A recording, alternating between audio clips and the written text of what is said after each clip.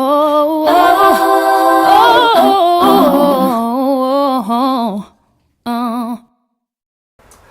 Jean-Guy, t'as toujours été croyant? Écoute, je suis né dans une famille chrétienne avec des valeurs chrétiennes très ancrées. Tu ne tueras pas, tu ne voleras pas, tu ne mentiras pas. Et vraiment, c'était important pour moi. Seulement, faut être honnête, un jeune de 17 ans, quand on lui dit « fais pas ci, fais pas ça », ça manquait de sens à ma vie.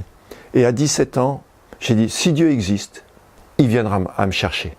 Et c'est comme ça que 3-4 ans plus tard, je faisais mon service militaire en Guyane avec un arrière-plan d'une pensée que Dieu viendrait me chercher. Et on avait pris avec 3 copains du service, on avait pris une Renault 4L et on allait sur les pistes en Guyane. Et un jour, sur une piste, on voit une autre 4L abandonnée avec 4 pneus neufs. Et on s'est dit que tiens, nos pneus étaient usagés et que ça serait bien de pouvoir les changer. Et alors, au retour, on s'est arrêté à côté de la 4L et en quelques minutes, hop, les 4 pneus étaient dans notre coffre et nous avions des pneus neufs. Et il y a une petite voix qui m'a dit, écoute Jean-Guy, là t'es tombé bien bas, t'es dans les ténèbres, là qu'est-ce qui se passe? J'avais jamais participé comme ça à un larcin et pour moi c'était vraiment quelque chose qui n'allait pas. Et puis, quelques temps après, sur cette même piste, quelques centaines de mètres après, en plus de ça, où on avait fait notre larcin, on revient et on tombe en panne.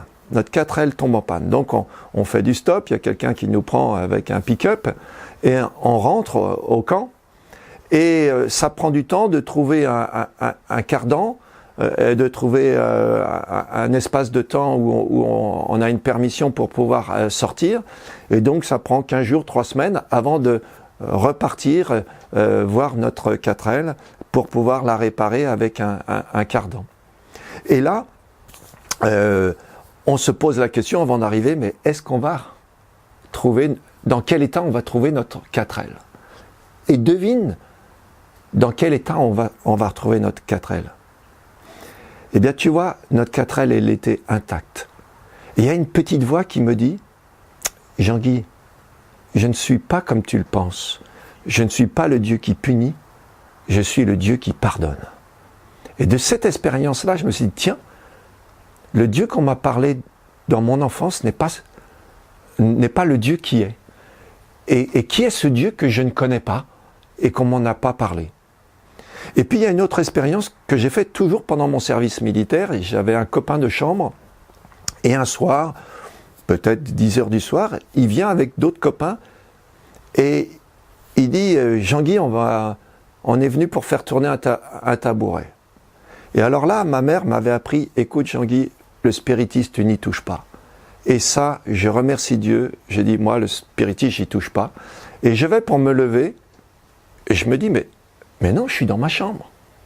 Et il dit comme ça, Dieu permettra que ça puisse pas se produire. Et je m'occupe plus de ça. Je lis mon bouquin et je reste comme ça. Et alors, il y a quelque chose d'extraordinaire. Ils s'installent derrière moi. Ils font leurs affaires. Mais moi, je lis, je n'entends absolument rien. Comme s'il y avait un mur de glace derrière moi, vitré, et que rien ne passe. Et au bout d'une demi-heure, j'entends juste là une voix, et le gars qui était un petit peu le leader de ça dit « Je comprends pas, ça marche pas, il n'y a rien qui se passe ». Et moi je comprends, dans mon expérience, de dire « Tiens, voilà, Dieu est intervenu, il a envoyé un ange et rien n'a pu se faire ». Et j'ai compris par là qu'il y avait un Dieu qui entendait aussi notre décision de notre cœur et qui répondait et qui nous protégeait dans des situations qu'on ne voulait pas se voir mêler et qu'on disait non, c'est chez moi et cette chose-là, je ne veux pas que ça se passe chez moi. Et fort de cette expérience, plus le fait que mon frère vraiment avait découvert l'Évangile et Jésus-Christ, et dans le courrier, alors que toutes les autres de la famille me parlaient de la pluie, du beau temps, lui il me parlait de l'amour de Jésus Et je me demandais, mais c'est qui cette personne? Et il y a un jeune qui s'appelle Dominique, un Martiniquais, qui m'a emmené dans une église, et je le remercie au passage. Et dans cette église, j'ai rien compris, il faut être honnête, j'ai rien compris de ce qu'il disait, mais j'ai retenu une chose, je me suis dit, mais ils ont parlé du baptême, et je me suis posé la question, mais alors je suis baptisé, je suis pas baptisé, j'en suis où avec Dieu, quoi? Et je suis parti de cette expérience en me disant, mais j'en suis où? Et quand je suis rentré en France, enfin la Guyane c'était la France, mais rentré en métropole, eh bien là, j'étais sûr, si tu veux, que j'allais fonder une famille, trouver du travail, même si le chômage commençait. Pour moi, il n'y a pas de ça, mais quel sens aura ma vie? Et c'est à ce moment-là, et je crois que mon frère a vraiment été bien inspiré, qui m'a donné une Bible un petit peu comme celle-ci, et qui m'a dit, écoute, c'est la parole de Dieu, écoute-la.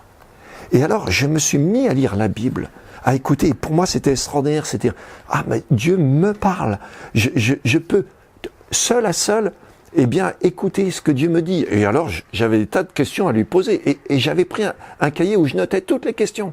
Et il dit, là, il faudrait que j'ai une réponse. Et j'ai fait tout un cahier où je voulais avoir des réponses, et je voulais être sûr. En découvrant cette Bible, je peux te dire que ça m'a fait un choc, parce que je me suis rendu compte qu'on m'a menti, et que je me suis trompé.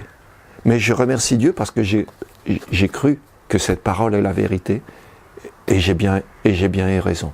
Et grâce à cette parole, j'ai découvert son auteur, Jésus-Christ.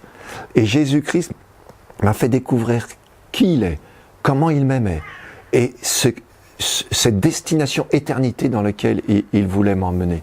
Et je le remercie parce qu'il m'a appris à vivre ma vie ici-bas, sur cette terre, tout en étant focalisé sur lui, et je suis tombé amoureux de lui, de sa parole, de ses enseignements, de ses conseils, de sa patience, de ce caractère qu'il a, de douceur, et ça m'impressionne tellement dans ma vie que je veux que le Saint-Esprit me change à son image. Et c'est vraiment ça que j'aimerais que tu fasses aussi comme expérience dans ta vie, qui sera personnelle, parce que personne d'autre peut faire la même expérience que moi, que toi et que quiconque.